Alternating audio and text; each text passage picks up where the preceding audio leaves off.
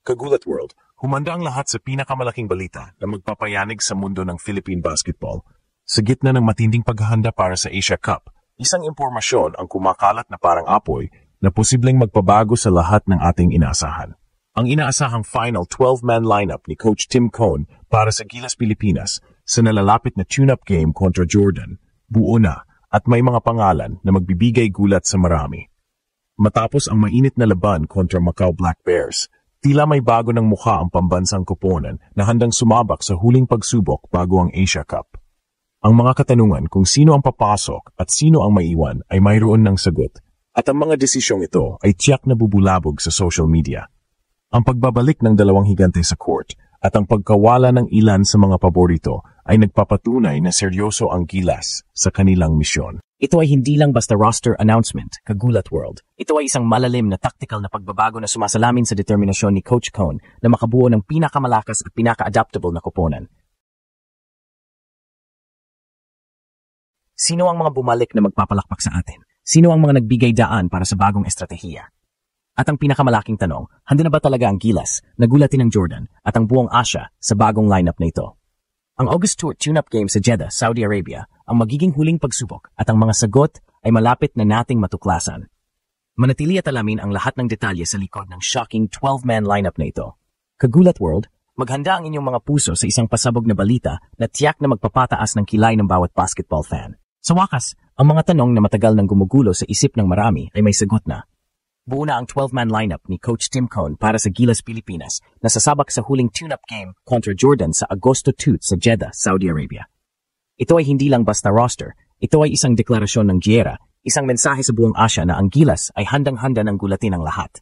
Ang mga pangalan sa listahan ay hindi lang basta pinili. Bawat isa ay may malalim na dahilan at estratehikong halaga. Pangungunahan ng pambansang koponan ni na Justin Brownlee ang naturalized reinforcement na laging inaasahan ng kanyang all-around brilliance. Kasama rin niya ang dalawang higante na matagal nang hinihintay, sina June Mar Fajardo at Calvin Oftana, na ang kanilang pagbabalik ay sadyang nagpabalik sigla sa buong koponan at nagpapakita ng isang Gilas na may mas malalim na arsenal. Ang kanilang presensya ay magbibigay ng kakayahang lumaban sa mga malalaking kalaban sa Asia Cup. Ngunit sa bawat pagpasok, mayroong paglabas. At ito ang bahagi na tiyak na magbibigay ng shockwave sa mga tagahanga. Hindi na bahagi ng 12-man roster na magtutungo sa Jeddah, sina RJ Abarientos at Joy Rosario. Ang kanilang pagkawala ay nagbigay daan sa ibang kombinasyon at taktika na mas nababagay sa kasalukuyang sistema ni Coach Cone. Ito ay isang mahirap na desisyon, ngunit nagpapakita ng pagiging practical ng coaching staff. Para naman sa mga nag-aabang pa rin kay Soto, kailangan nating tanggapin ang katotohanan. Patuloy siyang nagpapagaling mula sa injury at hindi pa siya handa para sa Asia Cup. Ang puwesto niya ay kukunin ng isa pang veterano at athletic na big man, si Jepeth Aguilar, na magbibigay ng kanyang karanasan at abilidad sa loob. At para sa mga umaasa pa rin na makita si Renz Abando sa lineup, mayroon tayong kumpirmasyon, Kagulat World, hindi siya nakasama sa mga nakaraang tune-up game ng Gilas at hindi siya inaasahang maging bahagi ng final 12-man roster. Bagamat may matinding talento at puso para sa Gilas, tila nagpasya ang coaching staff na mag-focus sa ibang kombinasyon. Ang mga pagbabagong ito ay patunay na walang puwang para sa sentimentalismo sa pagbuo ng isang world-class team. Ito ang Gilas na walang takot na magbabago, handang gumulat at may matinding determinasyon na magtagumpay sa Asia Cup. Kagulat World, ang bagong 12-man lineup ng Gilas Pilipinas ay hindi lang basta koleksyon ng mga pangalan. Ito ay isang strategic masterpiece na idinisenyo para gulatin ang lahat at makapag-adjust sa iba't ibang estilo ng kalaban. Ang lihim na armas ng Gilas ngayon ay ang kanilang kakayahang mag-transform mula sa tradisyonal na big lineup tungo sa mabilis at versatile na small ball, isang bagay na bihirang makita sa mga nakaraang porma ng pambansang koponan. Ang pinakamalaking pagbabago at marahil ang pinaka-nakakagulat ay ang pagbabalik ng dalawang tour ng Philippine basketball, sina June Mar Fajardo at Calvin Oftana. Ang Kraken ni San Miguel si Fajardo ay hindi lang basta magbibigay ng laki. Siya ang anchor na kaya magdomina sa ilalim ng basket, kumuha ng rebounds at mag-score sa post.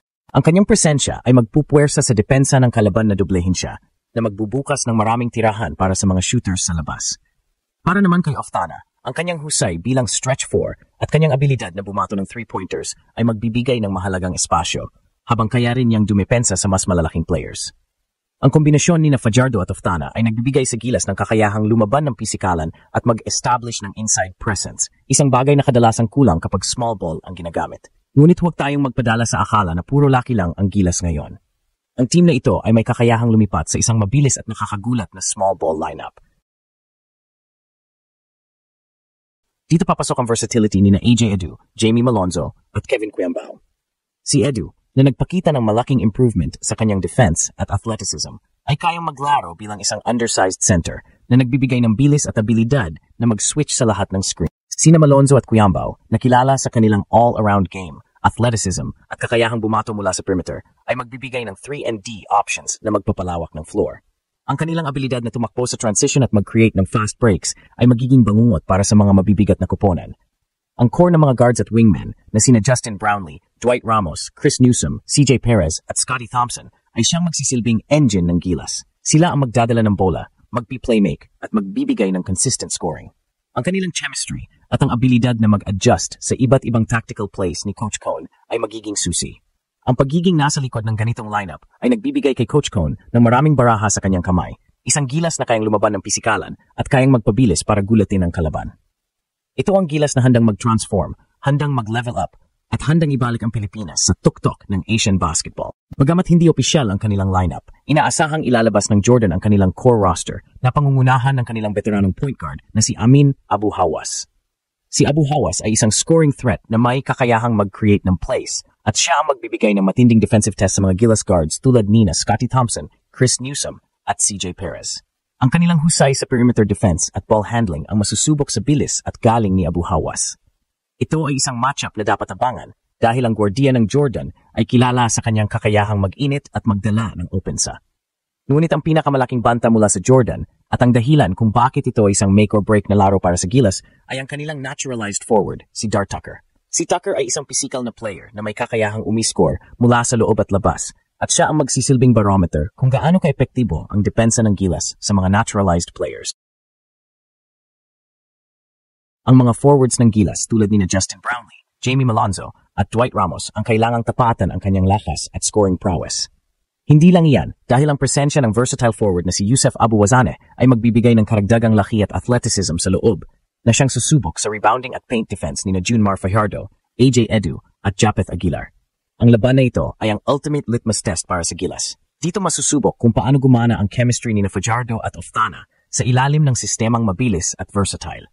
Dito rin makikita kung gaano kalalim ang kanilang bench at kung paano sila makakapag-adjust sa iba't ibang offensive at defensive schemes ng kalaban.